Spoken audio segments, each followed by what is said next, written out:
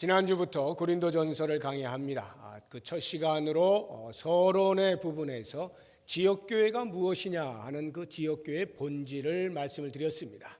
지역교회는 이 땅에 수없이 많은 지역교회가 있지만 그 가운데 한 교회가 우주적 교회, 보편교회를 대표한다라고 말씀을 드렸습니다. 그런 면에서 부평동부교회도 예수 그리스도를 머리로 하는 우주적 교회를 대표하는 교회로서 그 자긍심을 가져야 할 뿐만 아니라 그에 걸맞은 삶을 살아내야 하는 의무와 책임도 있다는 것을 알 필요가 있습니다. 이와 같은 지역교회에 대하여 하나님께서 하시는 일은 우리에게 언제나 은혜를 베푸시고 때를 따라 돕는 은혜를 부어 주실 뿐만 아니라 우리 교회가 그리스도에 다시 오시는 그날까지 완전한 구원을 이룰 때까지 계속하여 지키시고 보호하시고 인도하십니다. 이와 같은 하나님의 하시는 일을 통해서 지역교회는 끊임없이 성장하게 되고 그리스도의 장성한 분량이 충만한 데까지 이룰 수 있게 되는 것입니다. 이제 우리는 고린도 교회를 통하여서 지역교회에서 일어나는 수없이 많은 일들이 과연 어떻게 처리되어져야 하느냐라고 하는 부분들을 오늘부터 보시게 될 것인데, 이 고린도 교회에서 있었던 일들은 마치 우리 교회에서, 오늘날의 한국교회에서, 아니 이 땅에 있는 현대교회에서 얼마든지 찾아볼 수 있는 수없이 많은 일들을 우리에게 거울로 보여주고 있다라고 하는 면에서 오늘부터 귀 기울여서 들을 필요가 있겠습니다. 사도 바울이 고린도 교회에 편지를 쓰게 된 이유가 11절에 나옵니다. 11절 같이 보시죠.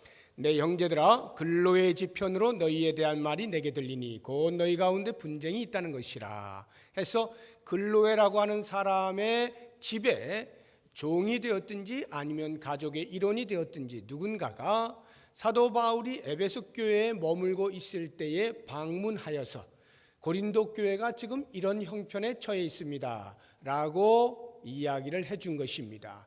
그 말을 들었을 때에 바울의 마음에 심히 안타까움이 있었던 겁니다.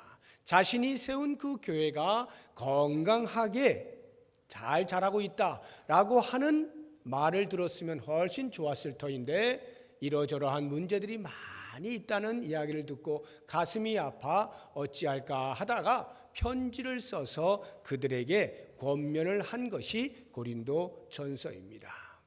자, 여러 가지 많은 문제들을 듣게 되었는데 그 가운데서도 가장 먼저 바울이 언급한 것은 다름 아닌 분쟁에 대한 이야기입니다. 분쟁이 있다, 너희들 안에 분쟁이 있다, 이 말을 들었을 때 내 마음이 너무도 무너지는 것 같다. 이 부분부터 먼저 언급하고 그 다음 이야기들을 내가 나누어야 할 것 같다, 이렇게 적은 거예요. 왜 분쟁이 교회의 많은 문제들 가운데서 가장 으뜸으로 바울이 지적을 하고 책망을 해야 하는 문제인가 하는 부분을 우리가 좀 생각을 해봐야 됩니다. 분쟁이라고 하는 것은 교회 안에 이런저런 죄된 모습들, 문제가 되는 모습들이 있을지라도 그 모든 것의 근간, 다른 것이 다 해결이 되어도 분쟁이 있다면 그것은 교회로서 존립할 수 없다라고 하는 것이 바울의 지론이에요. 그래서 그 분쟁이 있는 한은 다른 것을 해결한다 한들 소용이 없으니 우선 이것부터 우리가 해결하자라고 하는 의미에서 분쟁에 대한 문제를 가장 먼저 언급을 하고 있는 것입니다. 이 분쟁의 소식을 듣고 사도 바울이 그들에게 책망하는 그 마음을 단도직입적으로 우리가 느낄 수 있는 부분이 13절에 나오는 말씀입니다. 그리스도께서 어찌 나뉘었느냐? 그리스도께서 어찌 나뉘었느냐? 교회 안에 분쟁이 있는 것, 파당이 지어지는 것, 분파가 생기는 것은 그리스도께서 나누어진 것과 다름이 없다라고 말씀하고 있는 것입니다. 그리스도께서 어찌 나뉘었느냐? 결코 그럴 수 없는 일을 너희가 지금 하고 있구나 라고 책망을 하고 있는 것이에요. 이 부분에 대해서 두 가지로 우리들에게 접근을 해주고 있는데, 하나는 소속의 문제이고 또 다른 하나는 세례의 문제를 가지고 이 부분을 우리에게 가르쳐주고 있습니다. 소속의 문제에 대해서 먼저 생각을 해보게 되면 12절을 보십시오. 내가 이것을 말하거니와 너희가 각각 이르되 나는 바울에게, 나는 아볼로에게, 나는 게바에게, 나는 그리스도에게 속한 자라. 이렇게 고린도 교회 안에 파당이 지어져 있었어요. 바울에게 속한 자로, 아볼로에게 속한 자로, 게바, 베드로에게 속한 자로, 아니면 그리스도에게 속한 자로 각각 나누어져서 우리 파당이 더 힘세, 우리 파당이 더 오라라고 서로 주장하며 적대 감정을 가지고 있었던 겁니다. 물론 완전히 분열되어서 쪼개진 것은 아니에요. 지금 고린도 교회라고 하는 이 한 공동체 안에 그러한 파당들이 지어지면서 서로에 대하여 감정적으로 대적해 있는 그러한 상태에 있는 것입니다. 왜 이런 일이 벌어지느냐 하면, 그리스도를 증거하는 지도자들에 대한 성도들의 왜곡된 충성심 또는 편파적인 마음, 이것이 파당을 짓게 만든 겁니다. 아시는 대로 언급되어지고 있는 그 지도자들이 의도하여서 파당을 짓고 있는 것은 결코 아닙니다. 바울이 그것을 원하지 않았습니다. 아볼로가 원한 것도 아닙니다. 베드로가 내 편에 서라라고 말한 것도 아닙니다. 그리스도는 더더욱 아니죠. 그럼에도 불구하고 고린도 교회의 성도들이 각각 줄을 서면서 그 지도자에게 나는 이 지도자가 더 마음에 들어, 이 지도자가 내가 따를 사람이야 하고 각각 줄을 서면서 왜곡된 충성심으로 인하여서 교회 안에 파당을 짓게 된 것입니다. 이 바울은 고린도 교회를 설립한 개척자예요. 얼마나 고생을 많이 했겠어요. 그러니 처음부터 같이 고생한 사람들이 바울을 생각하는 것 당연합니다. 아볼로라고 하는 사람은 바울이 떠난 다음에 고린도 교회에 와서 목회를 하신 분입니다. 알렉산드리아 출신으로서 헬라 철학에 지대한 관심이 있고 유대 학문에 뛰어난 사람입니다. 성경에 능통한 사람이에요. 그러다 보니까 언변도 뛰어나고요. 이러한 그 헬라 철학에 관심이 많은 고린도 사람들로서는 아볼로에게 상당한 영향력을 받았을 것입니다. 아볼로를 좋아하는 사람이 무척 많았을 거예요. 그런가 하면 게바, 베드로는 모든 사도의 수장입니다. 이미 그 이름 하나로 사람들이 몰려들 만한 그러한 자격을 가졌다고 볼 수가 있습니다. 그리스도는 어떻습니까? 더 말해 무엇하겠습니까? 얼마든지 그리스도께 속한 자로 살고 싶은 것이 온 성도들의 마음 아니겠습니까? 이렇듯이 지금 언급되고 있는 지도자들은 어느 한 분, 우리 성도들이 충성한다 하여서 나무랄 것이 없는 훌륭한 분들이에요. 그럼에도 불구하고 바울이 왜 어찌 그리스도께서 나뉘었느냐라고 책망을 하는가? 그것은 그렇게 좋은 의도로 되어진 충성심조차도 교회 안에 만약 그것으로 인하여 파당이 지어지는 것이라면 그것은 옳은 행위가 아니다라는 거예요. 오히려 바울에게, 오히려 아볼로에게, 게바에게 누를 끼치는 것이다 하는 거예요. 그래서 바울이 무엇보다 자기 자신에게 대해서 내가 너희를 위하여 십자가에 못 박혀 죽었더냐? 이렇게 말하면서까지 그 파당 짓는 것에 대하여 엄격하게 책망을 하고 있는 것입니다. 우리가 보통 생각을 할 때 아무리 우리가 예수 그리스도를 머리로 하는 교회라고 해서 그 교회의 몸된 지체들로 유기적으로 산다라고 해서 인간이기 때문에 어느 지도자를 더 좋아한다라고 하는 감정이 없을 수는 없습니다. 얼마든지 가능한 이야기예요. 더 따르거나 더 신뢰하거나 더 상담을 많이 하거나 그럴 수 있습니다. 그럼에도 불구하고 그렇게 해서 그것이 만약 내 편, 네 편 나누어진다면 이것은 옳지 않다라고 하는 것 정도는 아마 여기 앉아 계신 여러분들이라면 다 이해가 되어질 것이고 고개를 끄덕거릴 것입니다. 그래서 설령 내가 그렇게 하지 못한다 할지라도 그런 말을 들을 때 파당을 지으면 안 됩니다 라고 말을 할 때 맞지, 그게 옳은 말이야 라고 아마 긍정을 할 거예요. 사람을 따라가면 안 되지, 우리가 사람을 보고 신앙생활하면 안 되는 거야, 오직 주님만 보고 해야지, 이런 마음을 다 가질 수가 있어요. 그런데 여기 파당 짓는 것 가운데 네 번째를 보세요. 네 번째를 보면 그리스도에게 속한 자라, 이런 파당이 있다는 거예요. 이것에 대해서 여러분 어떻게 이해가 되십니까? 어떤 사람이 바울을 쫓아간대요. 어떤 사람이 아볼로가 난 더 좋아라고 말을 합니다. 어떤 사람은 무엇보다도 사도 중에 수장인 베드로지 하고 파당을 짓고 있을 때 그 누군가는 야, 무슨 교회가 이래, 왜 사람을 쫓아가는 거야, 그러면 안 되지, 오직 우리는 그리스도만 바라봐야지 라고 말을 하고 나는 그리스도에게 속한 자야 라고 하는 이 사람들, 이 부류의 사람들조차도 사도 바울의 눈에는 파당의 하나로 보였다 이 말이에요. 이게 이해가 되십니까? 교회 안에 분열이 있을 때, 분쟁이 있을 때, 이 사람을 따르니 저 사람을 따르니 할 때에 다 귀찮아, 나는 예수님만 믿고 갈 거야 라고 하는 이것이 뭐가 잘못입니까? 그렇게 해야 되죠. 모두가 그리스도만 따라야 되죠. 그런데 왜 사도 바울이 그것조차도 하나의 파당으로 취급을 하느냐 이 말이에요. 잘 들어보셔야 됩니다. 예수 그리스도에게 나는 속하였다, 다른 누구도 아니고 나는 오직 그리스도에게 속한 자야, 그리스도만 바라보고 신앙생활을 할 거야 라고 말하는 이 옳은 행위가 만약에 그래서 너는 게바 따라가냐, 너는 바울 따라가니, 너는 아볼로에 줄 섰어, 너희들 내가 인정하지 않아, 우리는 오직 그리스도만 따라야 되지 어떻게 사람을 따라가 라고 해서 그 사람들을 배척하고 우리만 옳다라고 울타리를 칠 때 이미 거기에서 파당은 생겨났다 이 말이에요.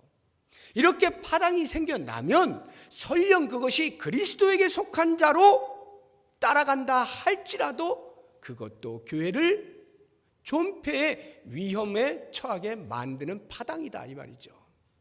그래서 나는 그리스도에게 속했다라고 말을 하는데 정작 그리스도는 나에게 속한 자로 제한이 되어버리는 거예요. 나는 그리스도에게 속했다라고 말을 하는데 그 말의 의미가 그리스도를 나에게만 속한 자로 제한을 시킨다 이거죠. 교회 안에 모두의 머리 대신 예수 그리스도이신데 내가 그리스도에게 속했다라고 말을 함으로써 그 그리스도에게 속한 자에게만 그리스도가 머리인 것처럼 그렇게 제한을 시켜버리는 이것이 분파의 결과인 것이에요. 그래서 이러한 것들조차도 우리는 경계를 해야 하는데 교회가 하나 되어지는 것에 방해가 되어지는 그 어떠한 것도 진리를 빌미로 해서 가능하지 않다 하는 것입니다. 옳은 것을 주장한다라고 해서 교회를 깨트리는 것은 옳지 않다는 거예요. 이것이 바울의 지적입니다. 고린도 교회의 어떠한 성도도 교회를 하나 되지 못하게 하는 행위를 하는 경우에는 설령 그 사람이 그리스도에게 속한 자라고 주장한다 할지라도 그것 역시 잘못된 것이다 이렇게 지적을 하고 있는 것입니다. 우리 모두는 그리스도를 머리로 하는 한 몸인 것을 잊지 말아야 해요. 우리의 소속은 그리스도를 머리로 모두가 하나인 것을 잊어서는 안 되는 것입니다. 바울이 이 하나됨을 위해서 또다시 책망하는 것은 세례의 문제를 가지고 이야기를 하는 것인데 바울이 이야기하지 않습니까? 내가 세례를 많은 사람에게 주지 않은 것이 얼마나 다행인지 모른다. 얼마나 감사한지 모르겠다. 내가 그리스보와 가이오 외에는, 그리고 스데바나 집사람 외에는 세례를 베푼 일이 없으니 참 고맙다. 이 말의 의미는 세례가 중요하지 않다는 뜻이 아닙니다. 오히려 세례라고 하는 것을 통하여서 당파가 지어지는 빌미가 제공되어졌다는 차원에서 바울은 세례에 대하여 공격을 하고 있는 것이에요. 이 사람들이 나는 바울에게 세례받았어, 나는 아볼로에게 세례받았어, 나는 게바에게 세례받았어, 이래가면서 세례받은 것으로 나누거나 아니면 각 파당들이 새로 들어온 교인들이 세례를 받을 때 우리 파에 들어오십시오, 게바파에 들어오세요, 아유 그리스도파에 들어오세요 하면서 파당으로 나누어 버리는 세례가 이렇게 파당을 짓는 일에 사용이 되어지고 있다는 차원에서 공격을 하고 있는 것입니다. 여러분, 세례가 무엇입니까? 세례란 그리스도와의 연합이죠.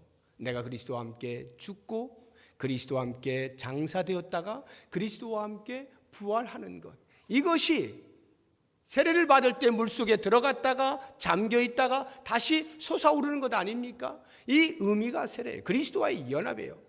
복음의 진수가 그 안에 담겨있는 의식이 세례인 것입니다. 또 다른 세례의 의미를 찾자고 한다면 쌍방간의 계약이라고 할 수가 있는데, 주님과 세례 받는 자, 성도의 계약입니다. 어떤 계약입니까? 주님께서는 성도를 구원하시고 당신의 백성 삼으셔서 끝날까지 구원의 완성의 때까지 내가 너를 지키겠다라고 하는 계약이 세례 속에 담겨 있고, 성도의 입장에서는 그렇습니다.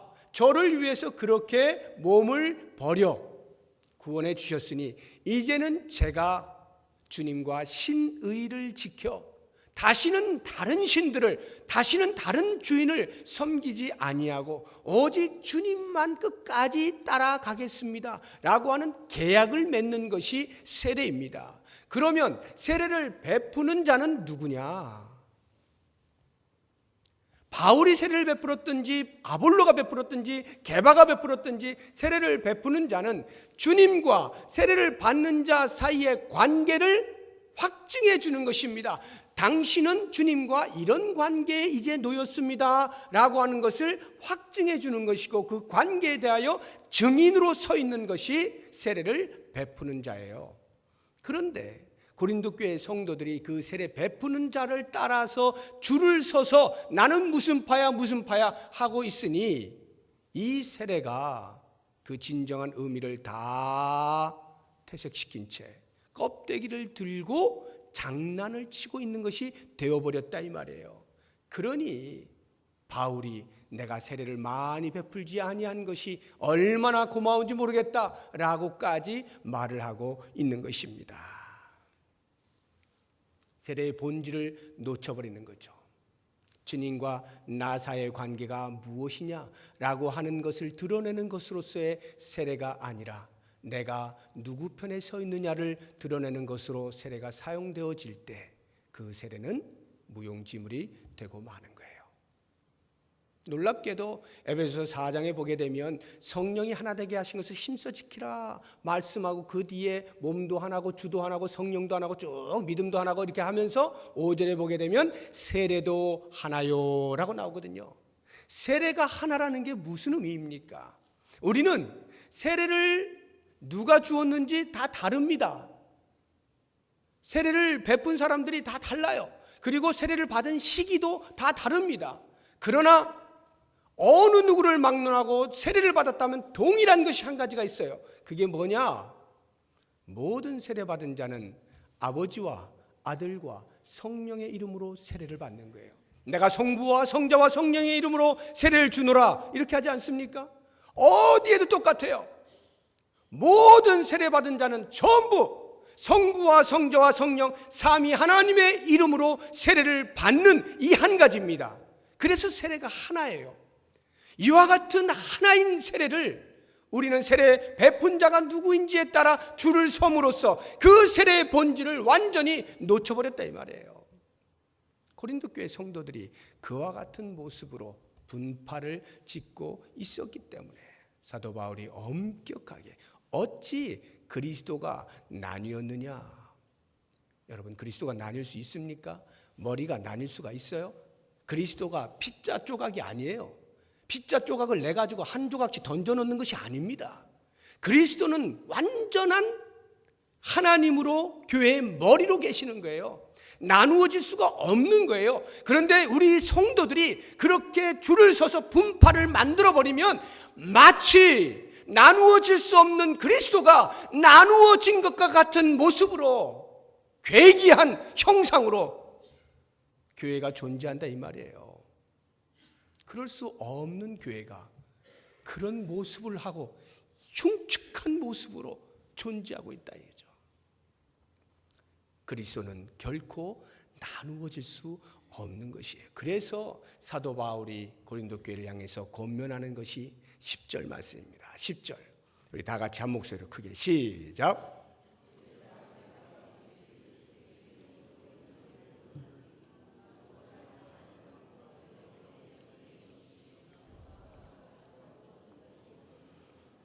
이것이 바울이 고린도 교회에 권면하는 내용이에요. 내가 우리 주 예수 그리스도의 이름으로 너희를 권하노니 모두가 같은 말을 하고 너희 가운데 분쟁이 없이 같은 마음과 같은 뜻으로 온전히 합하라. 같은 말을 하십시오. 같은 마음을 가지세요. 같은 뜻을 가지세요. 그래서 온전히 합하십시오라고 하는 것이 바울의 권면입니다. 하나 되는 것, 이것은 바울이 교회를 향하여 가진 마음만이 아니라 이미 예수님께서 이 세상을 떠나시기 직전에 제자들을 위하여 하나님 앞에 마지막으로 기도할 때에도 동일하게 가지셨던 기도의 내용이에요. 요한복음 17장을 보시게 되면 예수님의 기도가 거기에 나옵니다. 주 기도문이라는 것은 기도는 이렇게 하세요라고 가르친 거지만 요한복음 17장은 예수님이 직접 하나님께 기도한 내용이에요. 전체가. 거기에 핵심이 무엇인가? 그것을 보면 제자들이 하나 되게 해 주세요 이거예요. 우리 한번 찾아보죠. 요한복음 17장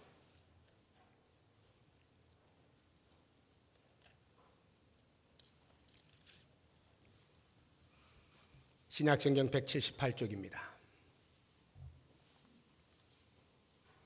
요한복음 17장 11절입니다.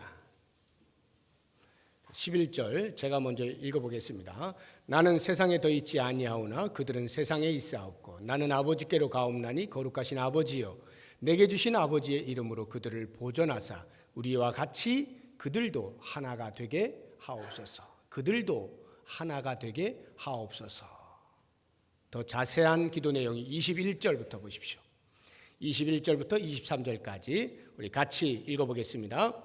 아버지여, 아버지께서 내 안에, 내가 아버지 안에 있는 것 같이 그들도 다 하나가 되어 우리 안에 있게 하사 세상으로 아버지께서 나를 보내신 것을 믿게 하옵소서. 내게 주신 영광을 내가 그들에게 주었사오니 이는 우리가 하나가 된 것 같이 그들도 하나가 되게 하려 함이니이다. 곧 내가 그들 안에 있고 아버지께서 내 안에 계시어 그들로 온전함을 이루어 하나가 되게 하려 함은 아버지께서 나를 보내신 것과 또 나를 사랑하심 같이 그들도 사랑하신 것을 세상으로 알게 하려 함이로소이다. 아멘. 이것이 예수님의 간절한 기도예요. 이 요한복음 17장은 유언과도 같은 기도입니다. 예수님이 십자가에 못 박히기 전에 제자들을 위해서 간절히 기도한 유언적 기도예요. 그 유언이라고 하면 반드시 지켜주어야 할 내용을 담고 있는 것인데 거기에 예수님께서 하신 말씀이 하나님 아버지 제발 저 제자들이 아버지와 제가 하나인 것 같이 저들도 하나가 되게 해 주십시오. 하나가 되게 해 주세요. 이것이 세상을 떠나는 스승의 마음속에 간절히 원하는 한 가지였어요. 저들이 꼭 하나가 되게 해 주세요. 왜 바울이, 왜 예수님이 그렇게 하나가 되기를 간절히 구했을까? 왜 그랬을까요? 성령이 하나 되게 하셨는데 하나 됐음에도 불구하고 왜 하나가 되게 해달라고 계속해서 그렇게 기도하고 왜 하나로 합하라고 그렇게 권면을 하고 있을까요? 우리는 이미 그리스도 안에서 한 형제 자매예요. 그럼에도 불구하고 우리가 하나인 것에 대한 인식이 부족해요. 지금까지 자라온 것이 다르고 배운 것이 다르고 말하는 표현이 다르고 말투가 다르고 억양이 달라요. 그러다 보니까 서로 부닥칩니다. 갈등이 생겨요. 충돌이 있어요. 그럴 때 우리는 그리스도 안에서 하나인 것을 인식하고 그렇지 우리는 하나지 하고는 그 모든 갈등과 충돌들을 어떻게 해결하는가에 대하여 끊임없이 서로가 노력하라 이 말이에요. 그래서 하나 된 것을 계속하여 유지해 나가라는 거예요. 그렇게 하나 되는 것을 간절히 원하시는 이유가 23절 뒷부분에 나오는 거예요. 다시 한번 23절 뒷부분을 보십시오. 예수님께서 마음에 왜 저들로 하나가 되기를 간절히 구했는가 하면 아버지께서 나를 보내신 것과 또 나를 사랑하심 같이 그들도 사랑하신 것을 세상으로 알게 하려 함이로소이다. 세상이 교회를 볼 때 하나님이 교회를 참 많이 사랑하시는구나 하는 것을 알게 하기 위하여 교회는 하나가 되어야 된다 이 말입니다. 자, 이게 무슨 말일까요? 세상이 교회를 볼 때 저기에 정말로 하나님이 살아계시는구나, 정말로 하나님이 다스리고 계시는구나, 하나님이 통치하셔, 역시 하나님이 저들을 많이 사랑하네 라고 하는 것을 알게 하는 방법이 교회가 하나 된다는 거예요. 하나가 될 때 그것이 가능하다는 거예요. 거꾸로 이야기해 보세요. 교회가 하나가 되지 못하고 찢어지고 분열하고 분쟁이 일어나고 끊임없이 다툼과 서로에 대한 험담이 오고 가는 것을 세상이 보게 되면 그 세상은 교회를 바라보고 하나님의 살아계심을 발견할 수가 없는 거예요. 그 속에서 하나님이 무슨 역사를 하시는지 알 수가 없는 거예요. 아무리 우리가 예수 믿으세요, 천국 가십시다 전한다 할지라도 너나 잘 믿어 콧방귀를 낀다는 거예요. 우리 안에서 하나 되는 것이 없을 때 하나님의 사랑은 나타나지 않는 거예요. 여러분 외국에서 생활하신 분들은 잘 아실 거예요. 한국 사람들이 외국 곳곳에 웬만한 곳에 다 있어요. 아무리 많이 나가 있다 할지라도 그래봐야 그 민족에 비하면 소수민족입니다. 대한민국 사람들 이민자들 어느 나라를 가든지 다 소수민족으로 살아요. 그런데 대한민국 사람들이 어떻습니까? 상당한 자부심이 있지 않아요? 자긍심이 있잖아요. 그래서 비록 소수민족으로 살지만 그 민족 앞에서 조금도 굴하지 아니하고 사회적 지위와 위치를 차지하기 위하여 무던히 애를 쓰는 사람들이 한국 사람들이에요. 그래서 나름대로 사회적 지위를 갖고 살아갑니다. 그런데요, 그런 와중에 가끔씩 한인 사회를 완전히 붕괴시키는 사건이 등장해요. 그게 뭐냐 하면 한국 사람이 한국 사람을 고소하는 거예요. 내쫓는 거예요. 추방시켜버리는 거예요. 그런 일이 생기면요, 한인사회 전체가 그냥 그 위상이 쑥 떨어지는 겁니다. 생각해 보세요. 우리 한국 사람들이 얼마나 위대하냐, 우리가 얼마나 자긍심을 가지고 살아가는지 너희들에게 보여주겠다 하고 나름대로 삶을 축적해서 어떤 정도의 위치에 올랐을 때 같은 민족이 만약 고소를 해서 추방시키는 일이 뉴스거리에 등장하게 되면 자기 나라 사람도 제대로 보호하지 못하고 지키지 못하고 서로 헐뜯고 험담하고 쫓아내는 주제에 무슨 대한민국이 어쩌니 저쩌니 위상이 어쩌니 저쩌니 사람들이 손가락질하는 거예요. 비웃는 거예요. 그래서 하루아침에 한인사회가 망가져 버리는 것입니다. 이런 일이 비일비재해요. 저는 그것을 경험하면서 오늘 이 말씀이 얼마나 와닿는지 몰라요.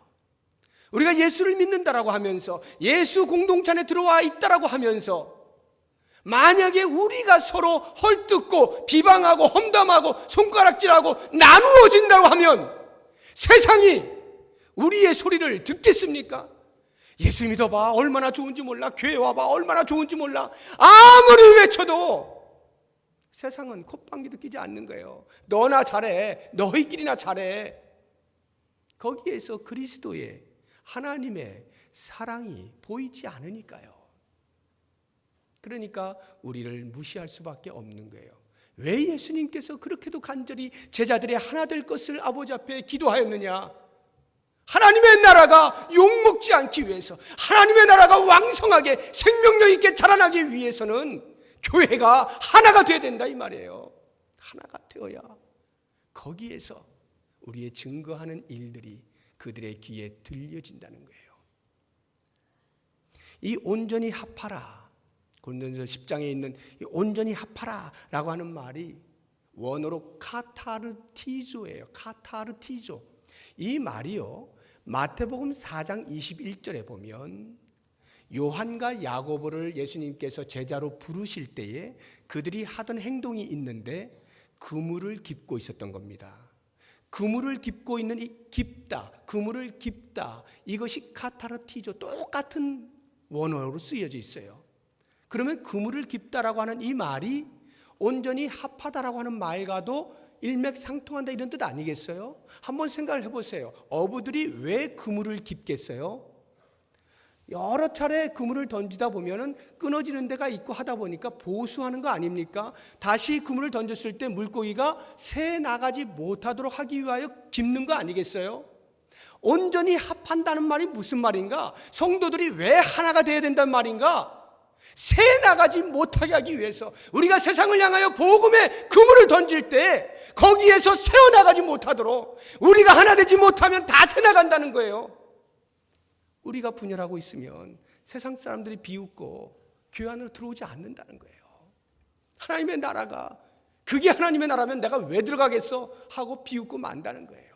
사랑하는 여러분, 우리가 그리스도의 은혜를 입어서 그리스도 공동체 안에 들어왔어요. 그리고 우리는 성령이 하나 되게 하신 것을 알고 있어요. 우리는 하나라고 말을 합니다. 그러나 여기에는 결코 저절로 되지 않는다는 것을 아셔야 돼요. 우리의 노력이 없이는, 나의 살을 깎는 것이 없이는, 내 마음 가운데 분쟁의 불씨를 꺼뜨리지 않고는 이 하나됨을 이루어낼 수가 없는 겁니다. 끊임없이 내 마음 가운데 누군가를 추종하고 싶고, 누군가를 더 미워하고 싶고, 누군가를 나누고 싶고 하는 이런 모든 마음들을 다 없앨 때만이 하나님의 나라가 우리를 통하여 얼마나 생명력 있게 하나님의 다스리심이 있는가 하는 것을 증거할 수가 있는 겁니다. 그러므로 사랑하는 여러분, 이것이 고린도 교회 안에만 있었던 문제가 아니라 만약 한국 교회 안에 이러한 분쟁의 일들이 비일비재하게 일어나고 있다면, 아니 우리 부평동국교회에 이러한 분쟁의 불씨들이 있다면 내 마음속에서부터 먼저 꺼뜨리시고 나를 다스리고 나를 제어하고 그리스도께서 피를 흘려 하나로 묶어주신 이 엄청난 은혜의 공동체 안에서 내가 할 일이 무엇인가를 곰곰이 생각하며 모든 사람들을 수용하고 용납하고 이해하고 배려하고 함께 가는 가족으로, 그러한 운명 공동체로 살아가게 될 때 드디어 우리는 세상을 향하여 그리스도의 십자가의 복음을 전하면 그 복음의 역사가 세상에서 일어나게 되는 거예요. 모쪼록 원하기는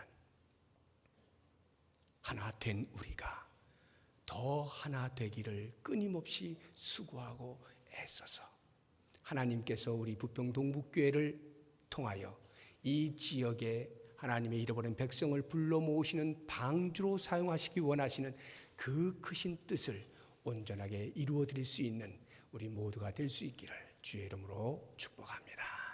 기도하겠습니다.